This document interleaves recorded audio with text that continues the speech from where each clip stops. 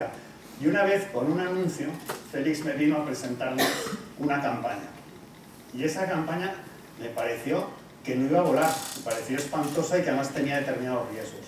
Bueno, se empeñó que era lo que había que hacer. ¿Te acuerdas? Falta fin de curso. Que no, Marcos, que esto vuela. Y yo, que no. Estaba tan convencido que de repente fue un milagro, se me ocurrió por la cabeza decir, pues tienes razón, pues mira, tiramos hacia adelante.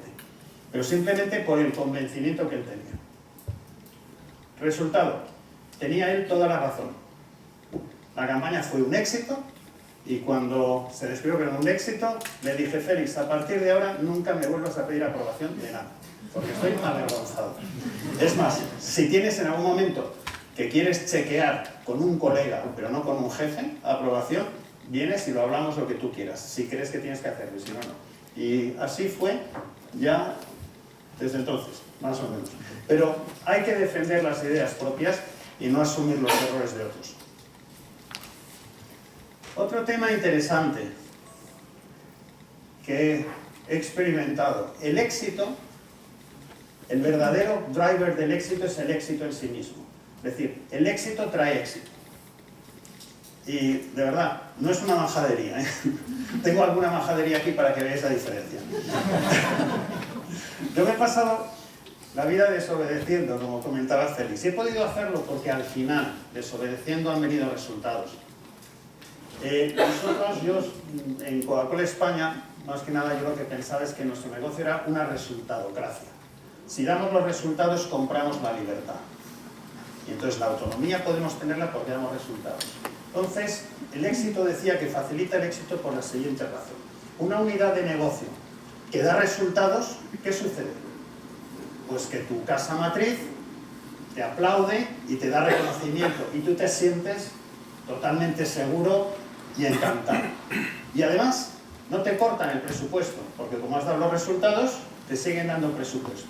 Si tú estás totalmente encantado y con seguridad en ti mismo y encima tienes dinero, eres capaz de hacer cosas más innovadoras y más imprevisibles.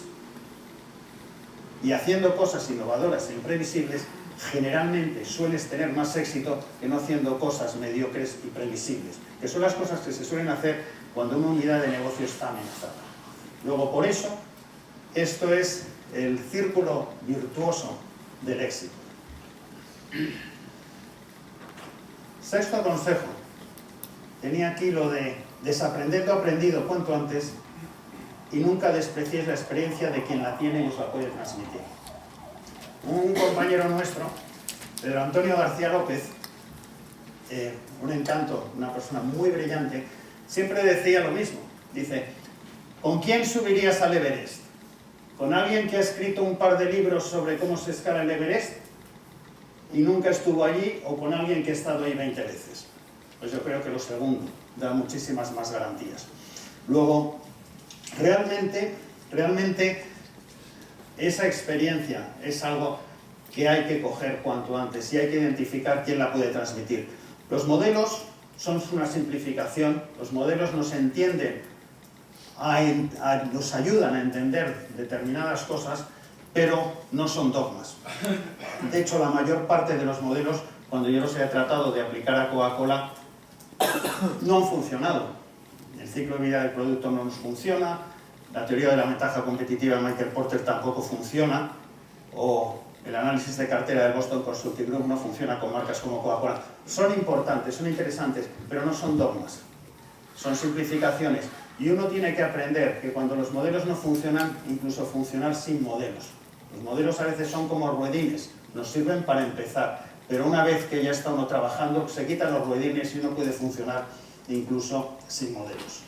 Hay un tema, una anécdota, hablando ahora de Pedro Antonio.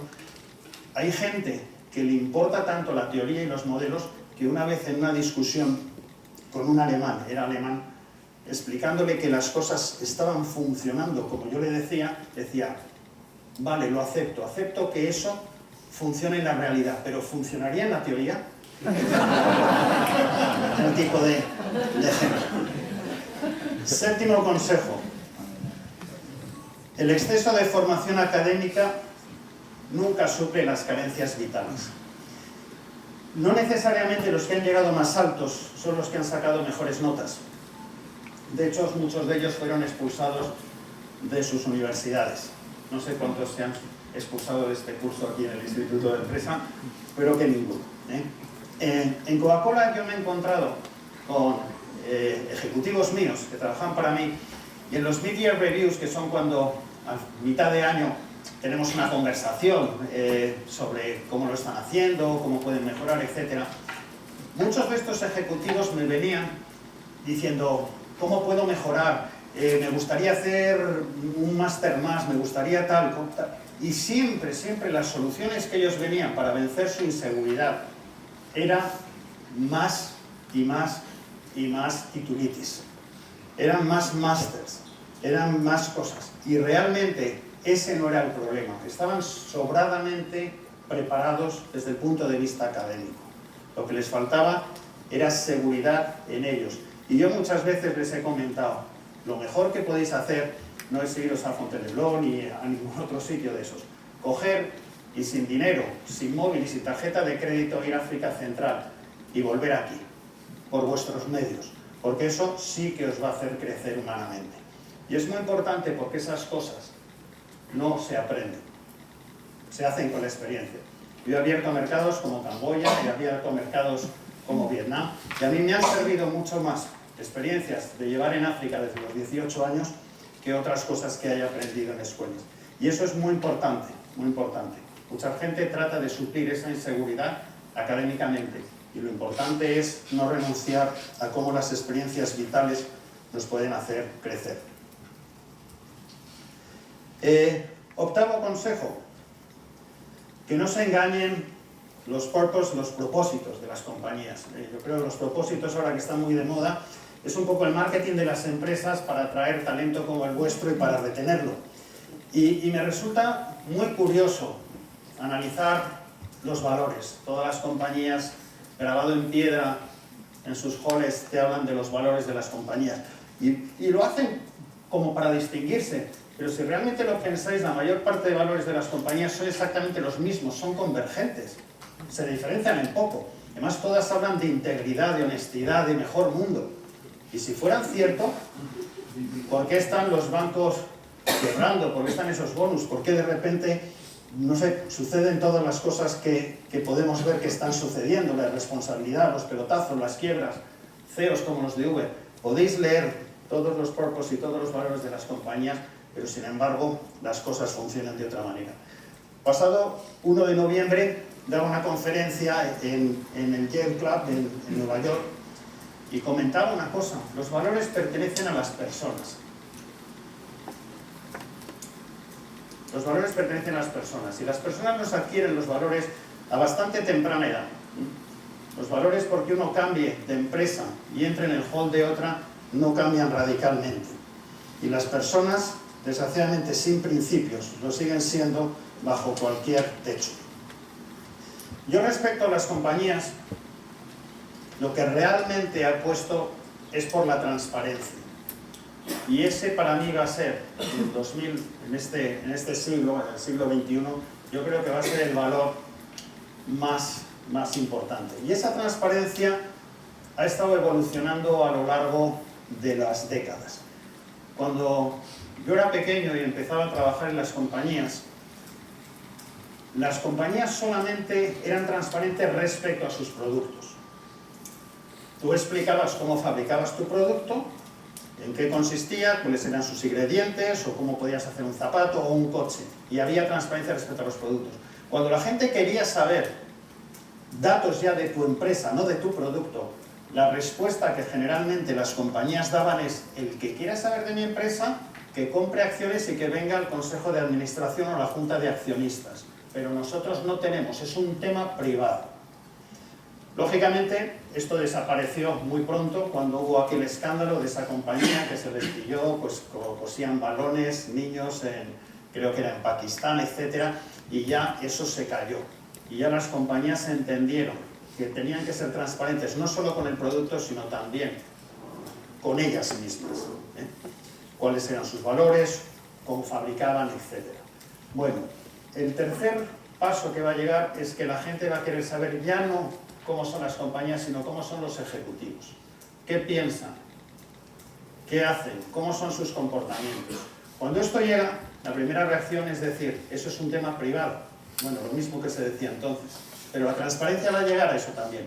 Porque de nada te sirve saber, por ejemplo, cómo es Uber, sino cómo es el CEO de Uber. O cómo es este banco, sino cómo es o qué es lo que está haciendo el consejero delegado de este banco, donde tal. Y eso va a pasar tarde o temprano.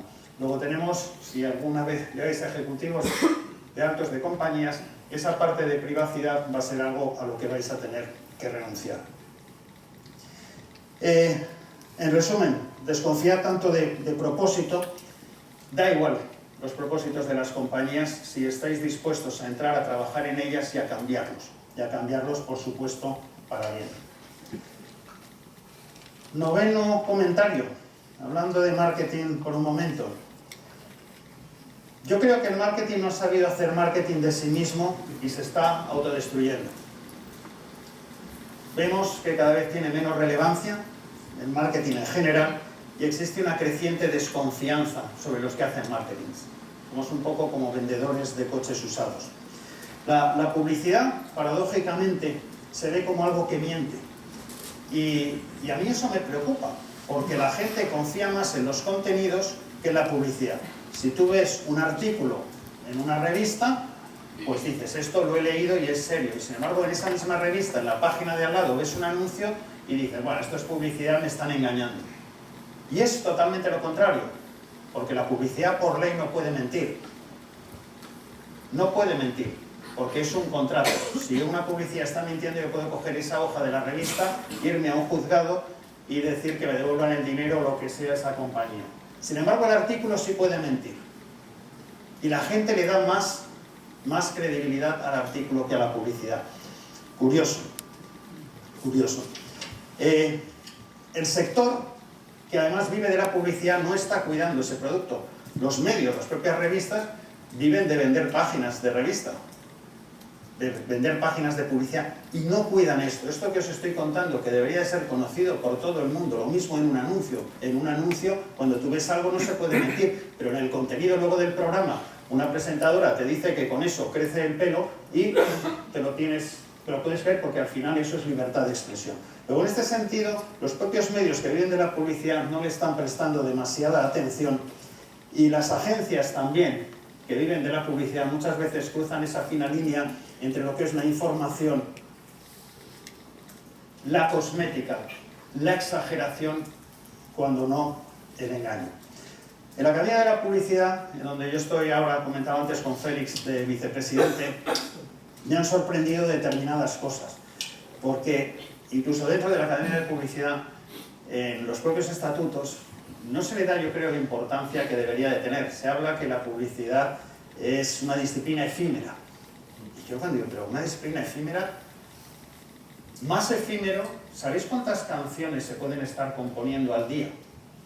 Pues posiblemente decenas de miles o cientos de miles en todo el mundo. De esas canciones sí que son todas efímeras, porque a lo mejor solamente una será conocida y será repetida. ¿Cuánta gente está pintando cuadros que se quedan almacenados y se pierden? ¿Cuántas novelas están publicando que no tienen prácticamente ni tirada? Todo es efímero. Son muy pocos en cada una de las disciplinas que os estaba comentando que eso se mantenga. Pero en este sentido, yo creo que si nosotros mismos no defendemos lo que hacemos, es muy difícil pretender que la sociedad lo valore. También se dice que no es arte, que la publicidad no es arte. Posiblemente no es arte, pero ¿por qué dicen que no es arte? Una de las razones es porque trata de influir, porque se paga para influir. Pero la mayor parte del arte de los siglos XVI y XVII se pagaba para influir. Yo conozco en Italia cuadros de batallas que nunca existieron. Es decir, en este caso, es una población de Italia donde el contable del príncipe lo acuchilló y lo mató. Y se quedó con el principado. Eso fue lo que hizo. Y luego encargó un cuadro muy grande, donde había una batalla muy grande en la plaza, para enseñar y prestigiar de alguna manera cómo había llegado él al poder en esa batalla. Pero no hubo batalla. Es decir, el arte, más o menos, ha sido por encargo también. El Guernica era un cartel para la exposición de París. Luego, curioso también que sí se ve como arte. Estuve el otro día en el Thyssen, os recomiendo que vayáis a la exposición Picasso Toulouse-Lautrec, donde hay carteles de Toulouse-Lautrec publicitarios, donde está anunciando que va a haber un concierto. Sí han pasado a ser arte. ¿Por qué? Porque él era un artista. Por la misma razón, entonces, anuncios que pudiera haber hecho para televisión Ridley Scott o Isabel Coixet, entonces eso sí serían arte. En fin, hay bastantes cosas que el propio gremio, el propio marketing, tiene que hacérselo mirar, porque hay que empezar a defender esta disciplina, que es de la que vamos a vivir. Y lo verdad es que todo el mundo vive de la publicidad o vive del marketing, pero nadie vive para la publicidad y para el marketing. Y en ese sentido, vosotros, como quinta promoción, darle una vuelta. Y 10º consejo: no caigáis en los errores del marketing. Yo veo cada vez con más frecuencia a gente de los equipos que tenemos por el mundo que se quedan muchas veces en la cáscara, o nublados con los gadgets, con los gimmicks, con las aplicaciones, con todo esto, con espejitos, olvidando la estrategia, olvidando para qué se hacen las cosas. Y eso es muy importante. La guerra, por ejemplo, no se deja en manos del que sabe manejar el ordenador de los misiles. Simplemente son operarios, pero la estrategia es lo que es importante. Yo diferencio siempre entre campañas y estrategias. Cuando hemos hecho recientemente la campaña Taste the Feeling, todo el mundo lo conoce, ves los anuncios, ves todas las cosas que se han hecho. Pero para mí eso es como fuegos artificiales. Los anuncios suben al cielo, explotan, todo el mundo lo ve y dice, oh, qué bonito es, pero se apagan. Sin embargo, las estrategias son como los satélites, los colocas en el cielo y siguen dirigiéndonos y guiando a toda la organización. One Brand Strategy es una estrategia que va a ser